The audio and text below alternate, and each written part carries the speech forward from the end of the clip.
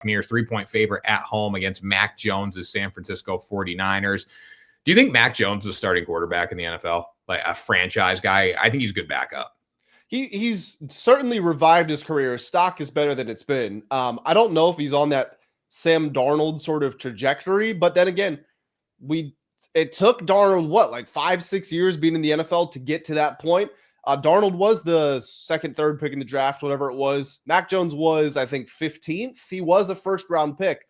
So if he continues to be in a good organization with a good coach like Kyle Shanahan, then maybe it's possible. Do I think he's going to go to the Browns and be good? No.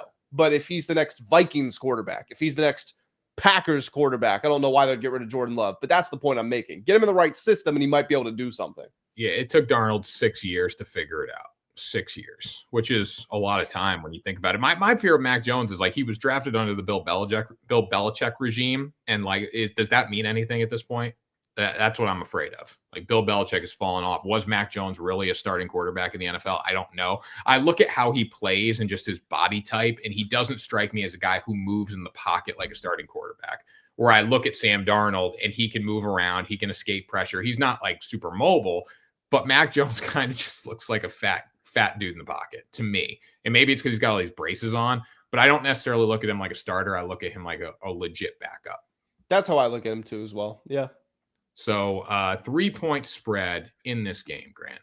Where are you leaning towards? So the Buccaneers, I don't think they've won a game by more than 3 points this entire season, yet they are 4-1 and look like they could be one of the best teams in the NFL. If we're talking about a futures perspective, as far as teams that could win the NFC, I think there's a ton of value on them to do that. And I don't even know if they need, I was going to say they might need a good draw in the bracket, but I don't even know if that's true. I think the Buccaneers could beat basically every team in the NFC right now. Doing it 3 games in a row is going to be difficult, but I think they're capable of it. But I think you get into this game against the 49ers. The 49ers defense has been going downhill ever since Nick Bosa was injured. Their entire offense is injured. Brock Purdy is injured. Mac Jones is the quarterback, and he's questionable at this point. We're just assuming he's playing. Juwan Jennings is hurt. Ricky Pearsall is hurt. Brandon Ayuk isn't back. George Kittle's on IR. The offensive line's got some injuries, and it's not good to begin with. The 49ers are a good team with a good coach, so they'll find a way to put some points on the board. But I got the Bucs winning, and I think it's relatively comfortable. I think it's like 7 to 10 point win for them. Yeah, I agree with that. Now, why can't the Bucs? I look at this situation too in the NFC. Like, why can't the Bucs beat everybody in the NFC? Why can't they go to the Super Bowl? I'm starting to feel like that more and more right now, because of like the Eagles last night. And we know the Bucs can beat the Eagles. They didn't show it obviously this season, but they have beaten the Eagles before. The Packers are a really good football team. The Lions are a good football team. Those are the two that I'm like, it's going to be hard to beat one of those guys, especially two if you get them depending on the draw. But the Buccaneers, there's a chance that if they keep winning and playing like they are, there's no reason they can't get a bye to start the playoffs. Like that's how good this team is combined with their division.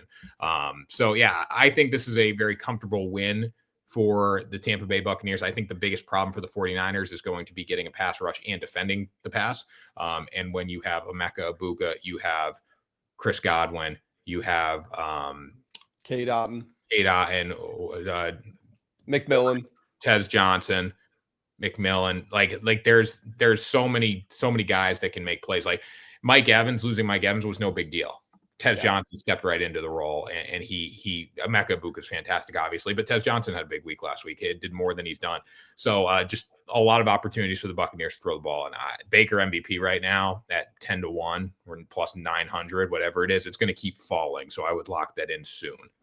Yeah, I'm looking at these conference odds, and there's just a lot of value. And it's funny because my MVP race right now, the top 3 guys, and this is in no order, but the top 3 guys are Stafford, Baker, and Darnold in my personal ladder. I don't know how Josh Allen, we talked about this before. I don't know how Josh Allen's a plus 100 favorite. I don't know how Mahomes is second or third. I don't know how Herbert's up there. Like, it's those guys for me. And if I'm looking at their team's odds to win the NFC, you can get the Rams for 8-1, the Bucs for 10-1, and the Seahawks for 18-1.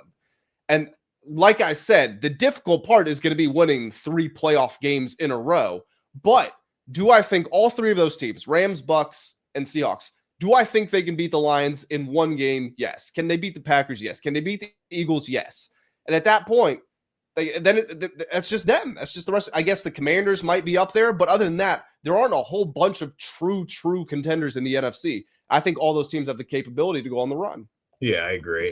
Especially the biggest thing that would help teams in the NFC is if the Lions and the Packers have to face each other in the playoffs. That would be the biggest benefit to all these teams because it knocks out one of the best two teams, in my opinion. And I think the Lions are leaps and bounds better than the Packers. I know they had the rough week against them, but again, that one was set up for the Packers to go out and win. I still think the Lions, if you get them in a situation where, it's a playoff game, depending on where it's located, I do think, especially if it's in Detroit, the Lions have a big edge. Couple of player props for me in this game. You can parlay all these together for plus 500 if you take Bucs -3 and these two props. My first one, I'm going to go Christian McCaffrey over 49.5 receiving yards. I believe Christian McCaffrey is like top 7 in receiving yards in the entire NFL this season.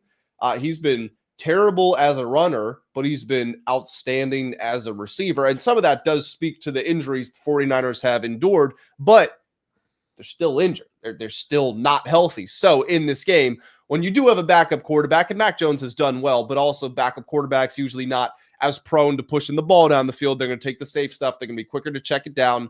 McCaffrey this season goes 73 yards in the opener, 52, 88, 92, 82. You look at those and you think, wow, that's like an elite wide receiver 2, or you can get those might be wide receiver 1 numbers. And it's your running back. So for the line to be at 49.5, I get it. Tampa Bay has a solid defense, but the thing they're best at is stopping the run. So the 49ers are probably just going to run the ball even less, throw the ball more. That gives McCaffrey more opportunities.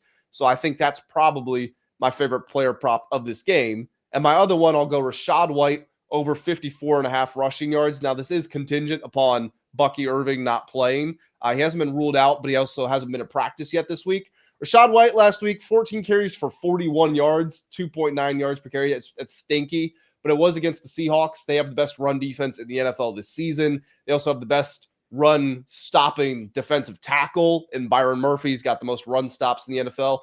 49ers are not like that. Over the last 3 games, after those injuries have started to take hold, they're allowing 4.4 yards per carry. That's below league average. So Rachaad White gets about 10 to 12 carries. I think he can go over.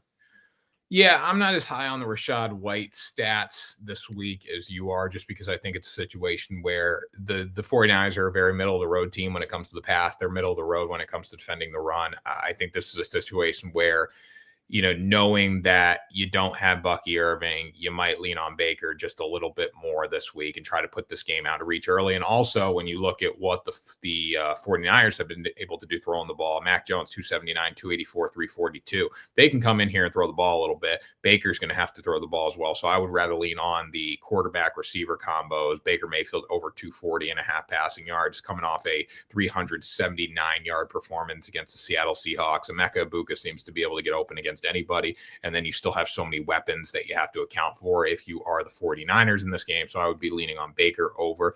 And honestly, if the game script plays out how I expect it to, I think Mac Jones is going to have to throw for a lot of yards in this game as well. So I'd take him over 248.5. And based on what the Buccaneers did defensively last week, I can't see them fixing all their problems, even against a inferior receiving core, like the 49ers have compared to the Seahawks. So I do like the McCaffrey play. I think he's going to have a big week catching the ball in the backfield, but I also think Mac Jones is going to have a big week throwing the ball. I'm sorry, did you say Mac Jones's line is higher than Baker's? Yeah, which makes sense. I mean, they're going to be playing from behind. It does make sense, but Baker has been on fire. I didn't realize Baker's line was actually that low. I really like that. I'll probably end up taking that. Yeah, Mac Jones, 279, 284, 342. I mean, Baker was 167, 215, 233. It almost, like with Bucky Irving, it seemed like the offense was a little more, quiet? I don't know what the word is for that. It was just more steady, control the clock, long drives. Now it's like, let's just let Baker go out and throw the damn let's ball. Let it rip. Let the pill rip around the field, and that's what they've been able to do. So I'll take Baker over. I'm on the Baker MVP train right now. Now for Baker to win MVP, where do they have to get to in the playoffs? Well, you mean playoff doesn't really matter. So. It doesn't, but it does. Like, you can't have the Bucs sneaking in as like a 9-8 division winner in a bad division. Like, they need to be like 12-5. I see what you're saying. It's definitely more of a record thing, but a team with a good record is going to go on a playoff run. I see what you're saying. Yeah. I would say to win MVP, I feel like 11-6 is the minimum, and you probably got to get 12-5, 13-4 or above. Yeah. Like I'm not saying like obviously you need to go win the Super Bowl or anything, but you can't be one of the Buccaneers teams. It's like, yeah, they're just in the playoffs because they play in the NFC South, and they're going to host a division playoff game, and they're I don't look at them this way. I've done that before. That's not how I feel about them this year. No, me either. But like that's what I'm saying. You can't be that to be MVP. Even if Baker puts up these massive numbers, you can't be a 9-8 football team.